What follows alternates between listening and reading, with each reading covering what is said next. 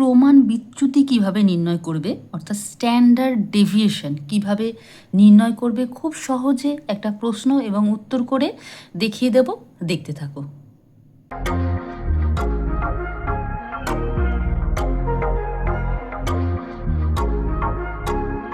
আচ্ছা, এইখানে একটা চার্ট দেওয়া রয়েছে এবং প্রশ্ন দেওয়া রয়েছে, মানে এইখান থেকে এইটুকু তোমাদের পরীক্ষার সময় দেওয়া থাকবে।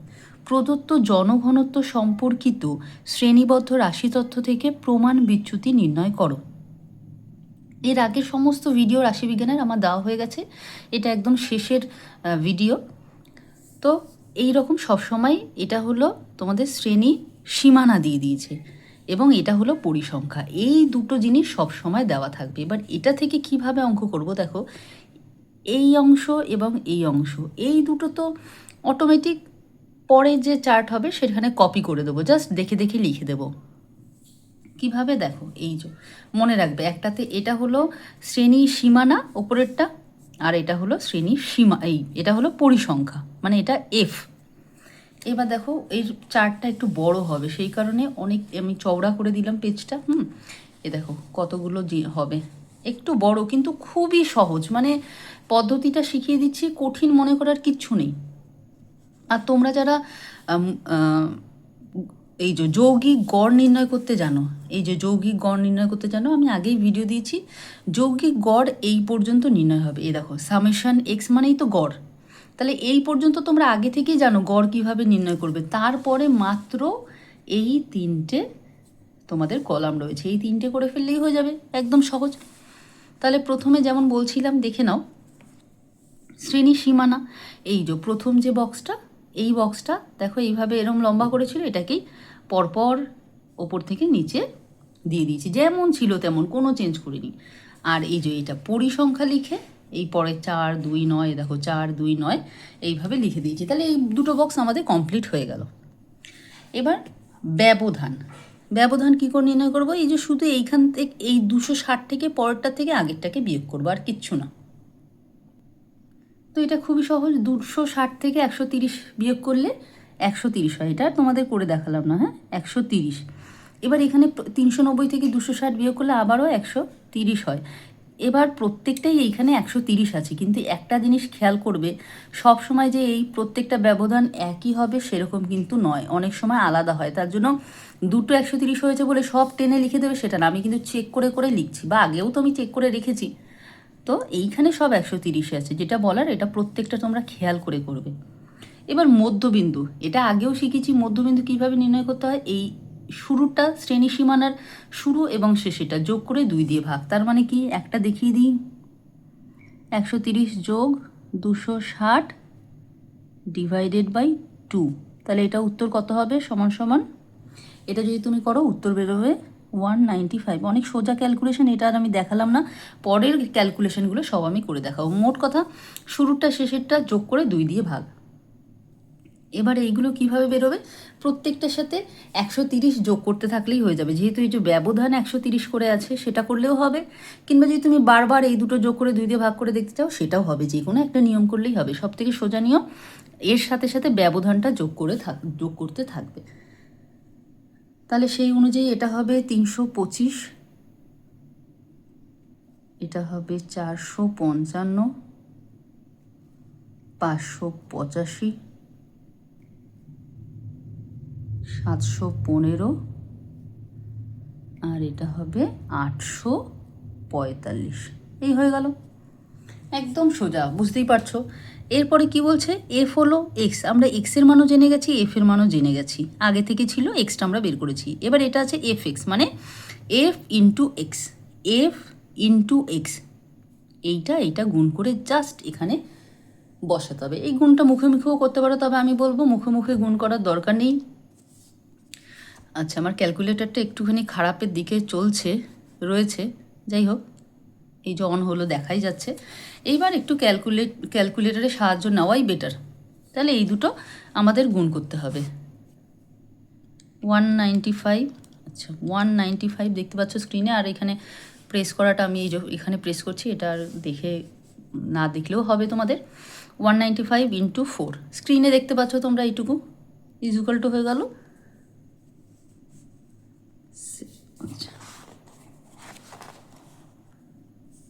780। এরপরে আবার 325 ইন্টু 2 ইজুগাল টু হয়ে গেল 650। এইভাবে প্রত্যেকটা 650, এইভাবে প্রত্যেকটা ক্যালকুলেশন আমি আর দেখাচ্ছি না, পরপর আমি লিখে দিচ্ছি। এর পরেরটা হবে, তোমরা ক্যালকুলেশন করে মিলিয়ে নেবে ঠিক হচ্ছে কি না, হ্যাঁ, তাহলেই তোমরা বুঝতে পারবে। ওই একই নিয়ম, এই দুটো গুণ করা। 2925 হবে এটা, এটা গুণ করলে হবে 5720, এটা হবে 5915। এবার দেখো, এবার আমাদের বের করতে হবে যৌগিক গড়। এইটা বের করার সূত্র দেখো নিচে লিখে রেখেছি, এই দুটো সূত্র এটা প্রমাণ বিচ্যুতি নির্ণয়ের জন্য প্রয়োজন পড়বে। তাহলে এখানে দুটো মান আমাদের বের করতে হবে। হ্যাঁ, এন মানে হচ্ছে পুরো পরিসংখ্যার যোগফল। তাহলে এন ইজুগাল টু এখানে যতগুলো সংখ্যা আছে তার যোগফল। এটা তো এই সবকটা যোগফল মুখে মুখেও তোমরা করতে পারো, তবে এখানে একটু দেখিয়ে দিই, নাহলে ক্যালকুলেটারের একদম ইউজ হচ্ছে না। 4 + 2 + 9 + 5 + 8 + 7 ইজুগাল টু 35 হলো। 35 এগুলো বের করে নিতে হবে এই গড় নির্ণয় করার জন্য, যৌগিক গড়। এবার সামেশন এফএক্স মানে, এই সামেশন এফএক্স, এই যে সামেশন এফএক্স মানে এই সবকটা এফএক্সের যোগফল। তাহলে এটাও আর একবার করে ফেলি, যোগফলটা দেখে নাও। 780 + 650 + 4095 + 2925 + 5720 + 5915 ইজুগাল টু 20085। তাহলে এটা যা বেরিয়েছে তাই লিখে নেব। এই যে এখানে কি বেরিয়েছিল, 2, এই যে এটা 0085 ডিভাইডেড বাই 35।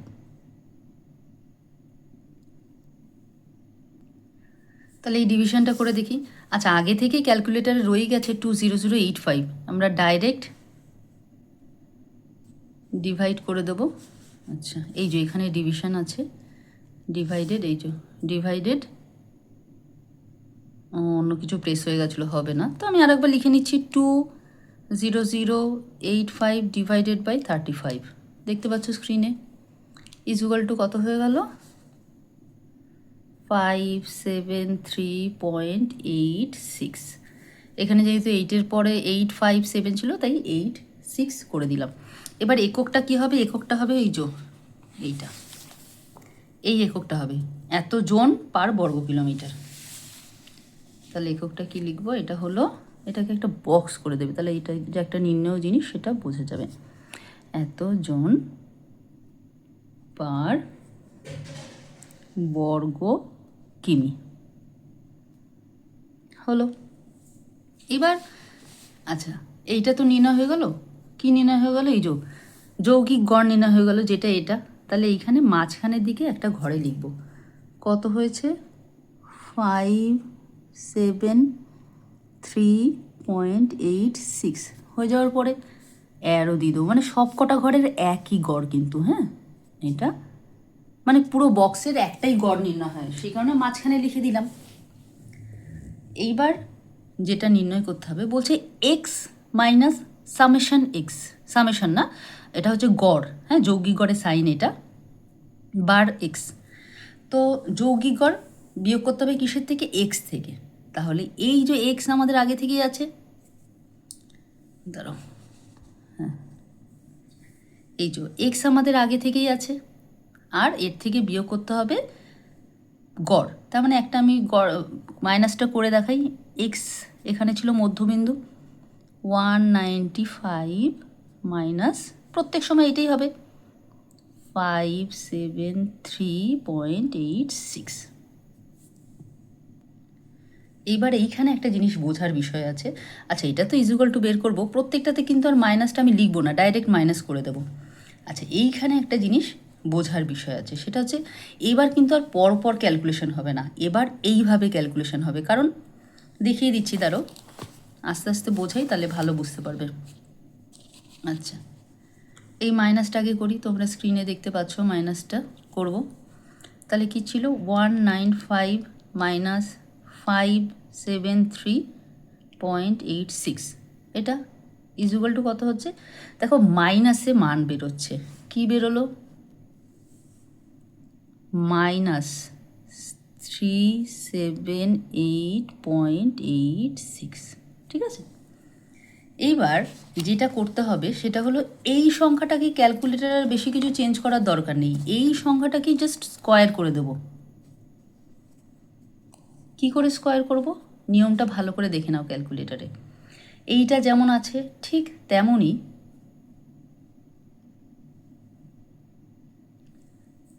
জাস্ট এই এক্স স্কোয়ারটা প্রেস করে দেব।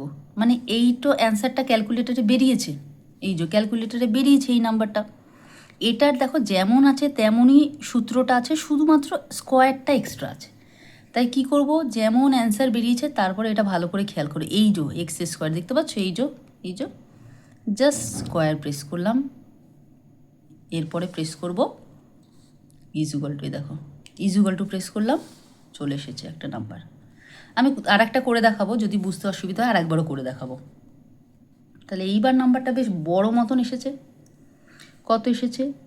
143534.89। তার মানে ওপরে এখানে 9 ছিল, এটা তাহলে 10 হয়ে যাবে, তাহলে 10-এ 0 বসাবো। মেন কথা হচ্ছে 90 হবে এখানে, 90। এইটা একটা বেরোলো। দেখো নাম্বারগুলো একটু বড় হবে, কিন্তু তুমি যদি সঠিকভাবে মাথা ঠান্ডা করে করো কোনো অসুবিধা নেই। আবার এই ক্যালকুলেশনই থাকবে, ক্যালকুলেটারে কিচ্ছু করবো না, শুধু দেখো এর পরেরটা কী আছে।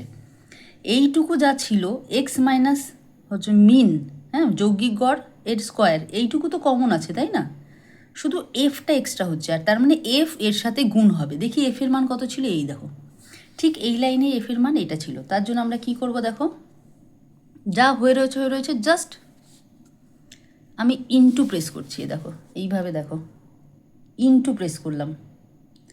কত বলেছিলাম? 4 এফের মান, এই লাইনটায় 4 আছে, তাই 4 ইজুগাল টু একটা অ্যান্সার বেরিয়েছে।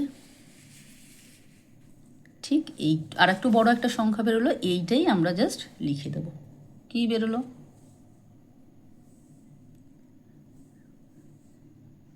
574,139.59, পরে এই 59-এর পরে 8 আছে, তার মানে 60 হয়ে যাবে, 60। তাহলে এই একটা করে দেখালাম, এর পরেরগুলো আর একটা করে দেখাচ্ছি, না হলে তোমাদের প্রথমটা যদি না বোঝে এইটা দিয়ে বুঝে নিও। তার মানে কি এই তিনটে কিন্তু পরপর বের করতে হবে, তোমাদের অনেক স্লো বোঝাচ্ছি, না হলে একটু বুঝতে অসুবিধা হবে। আবার দেখি এখানটা কি আছে, এক্স মানে মধ্যবিন্দু মাইনাস গড়, যৌগিক গড়। তাহলে মধ্যবিন্দু কি আছে এই লাইনে দেখি, মধ্যবিন্দু আছে 325, আর গড় আছে এই যে 573.86।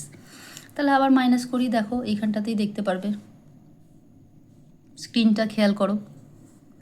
তাহলে এটা 325 মাইনাস এইটা 573.86 ইজুয়াল টু এটা বেরোচ্ছে। হ্যাঁ লিখবো, এইবার আর করে করে দেখাবো না, এটা তো জাস্ট লিখেছিলাম, এইবার আর লিখতে হবে না। -248.86। এবার করতে করতে কেমন ইজি হবে দেখো। এর পরেরটা কি হবে, জাস্ট এর স্কোয়ার। মনে আছে কি বলেছিলাম, শুধুমাত্র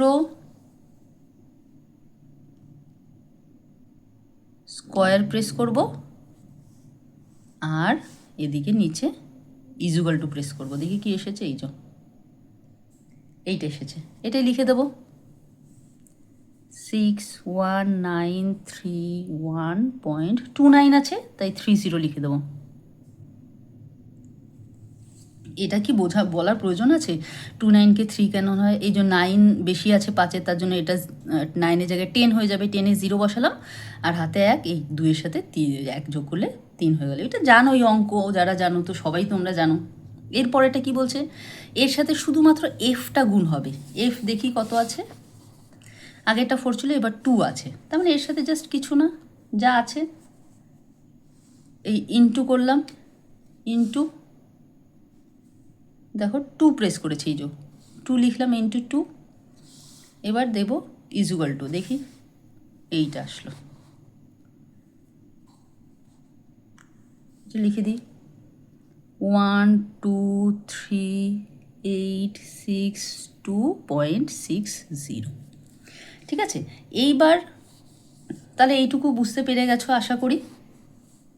দুটো আমি ক্যালকুলেশন করে দেখিয়ে দিলাম। আচ্ছা, এইগুলো আমি এমনি লিখে দিলাম ক্যালকুলেট করে, না হলে তো ভিডিও অনেক বড় হয়ে যেত। দুটো আমি বুঝিয়েছি। এবার এখানে একটা জিনিস দেখো, এই পর্যন্ত মাইনাস হচ্ছিল, এরপরে দেখো আর মাইনাস হয়নি। কেন হয়নি? কারণ এখানে এক্স মাইনাস গড় বিচ্যুতি ছিল। দেখো এই পর্যন্ত মান 573 থেকে কম ছিল, তাই কম থেকে বেশি বিয়োগ করলে মাইনাসে চলে যাচ্ছিল উত্তর। কিন্তু এরপরের মানগুলো দেখো সব এই 573 থেকে বেশি, সেই কারণে এগুলো সব প্লাসে এসেছে। আর একটা বলি, এইখানে মাইনাস স্কোয়ার করলে মাইনাস মাইনাসে প্লাস হয়ে যায়, সেই কারণে যে কোনো মাইনাস নাম্বার স্কোয়ার করলে প্লাস হয়ে যায়, আর প্লাসগুলো তো প্লাসই হবে। তো এটা একটু বলে দিলাম আমি তোমাদের। এইবার একদম শেষের দিকে চলে এসেছি। কী লাগবে এবার প্রমাণ বিচ্যুতি বের করার জন্য? আমাদের কি লাগবে? এই যে সূত্র, root over summation F X minus mean, গড় বিচ্যুতি। হ্যাঁ, অ্যারিথমেটিক মিন, গড় বিচ্যুতি না, গড়, যৌগিক গড়। হ্যাঁ, এটা স্কোয়ার, মানে এই যে সূত্রটা রয়েছে শেষেরটা, এইটাকেই জাস্ট ভাগ করতে হবে এন দিয়ে। এন তোমরা আগেই বের করে নিয়েছো, আমি আগেই বের করে দিয়েছি। এইটা সব কটা পরিসংখ্যা যোগ করলে এন হচ্ছে। তাহলে এন দিয়ে কাকে ভাগ করতে হবে? এই সব কটা সামেশানকে। সামেশান মানে যোগফল। তাই এখানে লিখে দিই, এখানে একটু জায়গা রাখতে হতো আমাকে, যাই হোক এখানে ছোট করে লিখবো সামেশান। এটা আবার লিখতে হবে এখানে না, আমার এই সূত্রটা একটু নিচে লিখতে হতো। তোমরা যখন পরে ক্যালকুলেশন করবে এই সূত্রটা একটু নিচে লিখবে। তাহলে কি লিখবো? ওপরে দেখো কি ছিল, সামেশন, এই যে সূত্রটা আছে এই সূত্রটা লিখবো, বা এই উপরেরটা F X minus arithmetic mean square equal to লিখতে হবে। হ্যাঁ, এটা কিন্তু সম্পূর্ণ আলাদা ওই দিকে। তাহলে এইটা কি করে বের হবে? এই সব কটাকে যোগ করতে হবে। এই যোগটা আমি তোমাদের ক্যালকুলেটারে করে দেখাচ্ছি। আচ্ছা, তার আগে একটা জিনিস আমরা লিখে দিই, যেটুকু আমরা জানি। ওপরেরটা তো আমাদের বের হবে, কিন্তু এইটাতে আমরা লিখে দিচ্ছি। এখানে কি লিখে দেব? এই এনটা আমরা জানি, তাই 35 লিখে আগের থেকেই দিলাম। এবারে যোগফলটা করি, ক্যালকুলেটারে দেখালে তোমাদের একটু ভালো বুঝতে সুবিধা হবে। এখানটায় করছি, দেখো নাম্বারগুলো 5, একটু ক্যালকুলেটরটার অবস্থা খারাপ। আচ্ছা, 5 7 4 1 3 9.60 plus 1 2 3 8 6 2.60 plus 1 2 7 1 4 9.30 plus 6 2 0.50 plus 1 5 9 364 plus 5 1 4 6 18.30 equal to কত হয়েছে? 1, এটা লিখে দিই এবার। এটা হয়েছে হলো 1499754, খুব ছোট করে লিখতে হবে, 0.3। বেশ, এটা আমাদের বেরিয়ে গেছে। এটা ক্যালকুলেট করে আমি সময় যদিও নষ্ট করলাম, তবুও একটু একটা করে দেখিয়ে দিলাম। তাহলে এটা কি বসাবো? 1499754.3। আর একবার সবসময় চেক করে নিতে হবে ঠিক লিখলাম কিনা। 149975 4.3, এখানটা পয়েন্ট আছে। হ্যাঁ, তো কেন বারবার চেক করতে থাকতে হবে? কারণ এইখানে গিয়ে তুমি যদি দেখো যে ভুল হচ্ছে কেমন একটা, তাহলে কিন্তু আগের থেকে মেলাতে হবে। তাই সব কিছু খুব সাবধানতা অবলম্বন করে করবে। তাহলে ইজুয়াল টু এইবার যেটা বেরিয়েছিল, এই ক্যালকুলেটর সবসময় ব্যাক করবে না বা অন করে দেবে না, মানে ফেরত যাবে না। এইটা ছিল, এটাকে জাস্ট আমরা ভাগ করে দেবো। কত দিয়ে ভাগ করতে হবে? 35 দিয়ে। এই যে ডিভাইডেড বাই এই যে 35, তাহলে অটোমেটিক বেরিয়ে যাবে।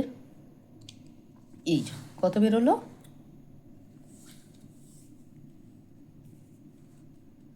এক মিনিট, এইটা বেরোলো উত্তর। হ্যাঁ, এইটা উত্তর বেরোলে, আচ্ছা আমার মনে হচ্ছিলো এত বেশি কেন, একটা স্টেপ তো আরও রয়েছে। তাহলে এইটা বেরোলো, এইখানে একটা রুট ওভার ছিল, সেটা রাখবো, এই যে রুট ওভারটা ছিল। এইবার যেটা এখানে বেরোলো সেটা লিখি, আবার রুট ওভার লিখবো, একবারে না, স্টেপ বাই স্টেপ করবো, তাহলে ভুল হবে না। 4285.12 এটা বেরোলো। এবার রুট ওভার কী করে করতে হয় সেটা ভালো করে দেখে নাও। ক্যালকুলেটর দেখতে পাচ্ছ, এইখানে রুট ওভার সাইনটা আছে, ভালো করে খেয়াল করো। এই নিয়মগুলো কিন্তু মাথায় রাখতে হবে। ফার্স্টে আমি কিচ্ছু করবো না, যেমন আমার অ্যান্সার বেরিয়েছে, এখানে যেটা বেরিয়েছে সেটাই আছে ক্যালকুলেটারে। এইটাকে জাস্ট কিচ্ছু প্রেস না করে যেমন আছে তেমন রুট ওভারটা আগে প্রেস করব, করে এই যে অ্যান্সার প্রেস করব, ইজুকাল টু, তাহলে কত বেরোলো এইটা খেয়াল করো, ইজুকাল টু 207.00। এবার দেখো মানুষ তো, এটা উত্তরটা কিসে বেরোবে? এই যে এতজন বর্গ কিলোমিটার, বা এখানে ছিল একদম শুরুতে প্রশ্নেই ছিল, সেই কারণে মানুষের সংখ্যা তো আর এরকম পয়েন্টে লেখা হয় না, সেই কারণে এইখানে সমান সমান আবার লিখবে, দিয়ে 207 এতজন, পরে কি হবে, এখানটা কি লেখা ছিল, প্রতি বর্গ কিমি। হয়ে গেছে আমাদের সব কাজ। তাহলে পুরোটা আর একবার একটুখানি জাস্ট বলে দিচ্ছি, ক্যালকুলেশন কীভাবে করতে হবে, পুরো জিনিসগুলো খেয়াল করে করতে হবে। আমি কিন্তু খুব আস্তে শিখিয়েছি, কিন্তু তোমরা যখন এইরকম এগুলো শিখে যাবে না, তখন দেখবে কি স্পিডে করতে পারবে। ক্যালকুলেটরে তো হাত এত স্পিডে এসে যাবে, যে কোনো জিনিস প্র্যাকটিসে অনেক ভালো হয়ে যায়। এই যে এইখানে যেটা ছিল, যে এইটা যেটা বেরোবে সেটাকে জাস্ট স্কোয়ার করবে, স্কোয়ারটাকে এফ দিয়ে গুণ করে দেবে, এই যে এফ দিয়ে গুণ করে দেবে। এত ইজি হবে না, মানে মজা এসে যাবে যদি তুমি ভালো করে প্র্যাকটিস করো, তাহলে দেখবে খুবই সহজ জিনিস। শুধু নিয়ম জাস্ট এই কটা উপরে হেডিং মুখস্থ করতে হয়। আর এটা তো আগেই যৌগিক গড়, তোমরা নিশ্চয়ই যে প্রমাণ বিচ্যুতি শিখছো সে যৌগিক গড় অবশ্যই জানো। আর গড় বিচ্যুতিও আমি আগে শিখিয়ে দিয়েছি, অন্য ভিডিওতে আছে, রাশিবিজ্ঞানের সমস্ত কিছু শেখানো আছে আমার। তো এই সূত্রটুকু শুধু মনে রাখতে হবে। আর ওই যেটা বললাম যে একটু ক্যালকুলেটরটা কিভাবে ইউজ করবে সেটা একটু জাস্ট প্র্যাকটিস করলে দেখবে এমনিই পারবে। এমনকি আমি যেভাবে শেখালাম, এই ধরো আগে রুট ওভার করবে, পরে করবে, কি করবে, সেগুলো কিন্তু নিজে হাতে নিয়ে যখন করবে না, দেখবে নিজেই কত শর্টকাট বের করে ফেলবে। আমি যেই পথে বললাম সেই পথেই চলতে হবে এমন কোনো কথা নেই। তুমি তোমার মতন করে দেখবে এই রকম উত্তর আসছে কিনা। উত্তর কিন্তু এখানে সব ঠিক আছে। তো এই রকম উত্তরটা এটা আসবে, তুমি তোমার ক্যালকুলেটর হাতে মোবাইলের মতো ইউজ করতে করতে যত ইউজার ফ্রেন্ডলি হয়ে যাবে তত দেখবে ভালো হচ্ছে। তাহলে একটা কথা সবসময় হয় যে প্রমাণ বিচ্যুতি ব্যাপারটা একটু ভয় লাগে, কিন্তু সেই রকম কিচ্ছু না। জাস্ট এইটুকু আগেই বলেছি, গড় বিচ্যুতি পর্যন্ত নির্ণয় করা আগেই শিখেছো, তারপরে 3টে কলাম, এবং দেখলে কেমন সোজা। শুধু সূত্র মনে রাখবে, ক্যালকুলেটর সাথে রাখবে, আর কাজ করতে থাকবে। তাহলে আশা করি তোমাদের গড় বিচ্যুতি সহজ করে শেখাতে পেরেছি। এইটুকুই বলতে পারি, তোমাদের সহজ লাগার কথা আমি অনেক আস্তে আস্তে শিখিয়েছি। তো তাহলে শুধু এইটা না, তোমাদের প্র্যাকটিক্যালের সমস্ত ভিডিও, রাশিবিজ্ঞান হোক, কার্টোগ্রাফ হোক, বা যা যা আছে তোমাদের ইনস্ট্রুমেন্টের শেখানো হোক, ইনস্ট্রুমেন্ট বিভিন্ন ধরনের, সব কিন্তু আমার ভিডিও আগে থেকেই দেওয়া আছে। তোমরা প্লেলিস্ট চেক করো। এই ভিডিও ভালো লাগলে নিজেরা দেখো, বন্ধুদের সাথে শেয়ার করো। আমার একটু বেশি ভিউ হলে ভালো হয়, ভালো লাগে অবশ্যই। তোমরা আমাকে কমেন্ট করে জানিও ভিডিও কেমন লাগলো, আরও কী কী ভিডিও চাই। তো তাহলে আজকের জন্য এখানেই শেষ করছি। খুব তাড়াতাড়ি তোমাদের প্রয়োজনীয় আরও অনেক ভিডিও নিয়ে আসতে চলেছি।